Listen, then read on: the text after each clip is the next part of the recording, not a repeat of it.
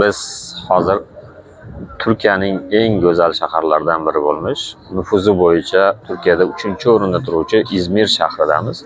İzmirning bir chekkasida, ya'ni Chashma degan joydamiz. Bu xuddi bizda tumanlar deganda, bu yerda ham tumanlardan biri hisoblanadi. Bu shahar o'zining dengizga tutash ekanligi bilan va turistlarning ko'pligi bilan alohida ajralib turadi. E'tibor bering, dengiz qanaqa go'zal ko'rinyapti. Mana bu yerda turistlar keladi, bu tomonda bayramlar nishonlanishyapti. Bu yerdagi uylar, mehmonxonalar asosan mahalliy aholidan ko'ra ko'proq turistlar bilan to'la. Chunki 2021-22 yillarda manbalarga ko'ra bu yerda 47 mingga yaqin aholi yashaydi deb ko'rsatilgan. Shu kunlarda 50 mingdan oshadi. Lekin e'tibor bering, 1893-yil Usmoniylar zamonida aholisi 37 mingga yaqin aholi yashagan ekan 1893-yilda. O'sha 37 ming aholini 88%ni rumliklar, ya'ni o'sha qadimgi Vizantiyaga daxldor bo'lgan rumliklar tashkil etgan ekan. Bor yo'g'i 12%ni turklar tashkil etgan ekan. 11-asrgacha bu yerda qadimgi Yunonistondan qolgan Gretsiya davlati, Vizantiya imperiyasi hukmronlik qilgan. 11-asrga kelibgina turklar bu yerga ko'chib kela boshlagan va 15-16-asrlarda bu hududlar Usmoniylar imperiyasi tarkibiga kiritilgan. Bu yer o'zining port shaharlaridan biri ekanligi bilan, havosining musaffoligi, dengizga tutashligi, dengizni mana bunday sayoz qismlari ko'pligi bilan va 8 ta mana bo'g'ozni ko'rib turibsiz. Xuddi shunday 8 ta bo'g'ozdan, ya'ni ko'rfazdan iborat. Chashma atroflarida shamol elektrostansiyalar juda ko'p ekan bu yerda. Demak, Turkiyaning eng shamol ko'p bo'ladigan hududlaridan biri bo'lsa kerak deb o'yladim. Odamlari juda xushmuomala. Lekin bu yer asosan boylar, turistlar ko'p bo'lganligi uchun bu yerda do'konlar, biror narsa xarid qilmoqchi bo'lsangiz, odatda İzmirda o'zidagi boshqa do'konlarga nisbatan 2-3 barobar qimmat. Lekin taomlari juda shirin. Yemekxonalarda sizni kutib oladigan insonlar juda shirin so'z, muomalali.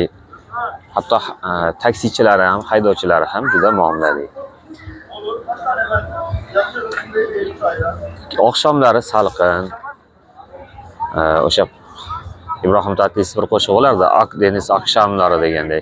Xuddi o'shanday narsani his qilasiz bu yerga kelib. Tinch, baland ovozlar yo'q, baqir-chaqirlar yo'q. Asablar tinch, odamlar xursand. Bu yerga hamma dunyoning turli hududlaridan faqat dam olish uchun, estetik zavq olish uchun, dunyoning g'ala-g'ovurlarini, tashvishlarini unutish uchun kelishgan. Shu kunlarga yetkazgan Rabbimizga hamdlar bo'lsin. Ilohim, ota-onalarimiz ham, bizga yaqin bo'lgan yaxshi insonlar, ustozlarimiz, yaqinlarimiz ham mana shu yerlarga kelib, dam olib, madaniy hordiq olib ketishlarini nasib qilsin. Yurtimiz tinch bo'lsin.